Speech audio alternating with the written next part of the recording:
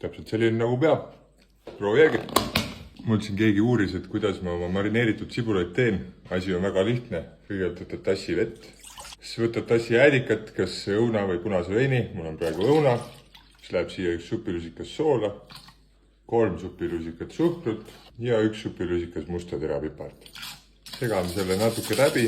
Mul on siin juba sibulad hakitud, neid on siin täpselt pool kilo, 500 grammi. Ja ega polegi muud kui vedelik peale, gaas peale.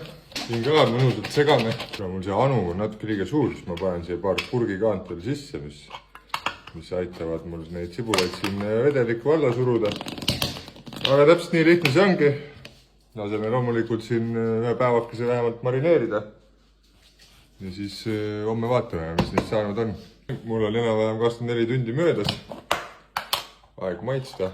Kõik on ilus roosa. Sibul on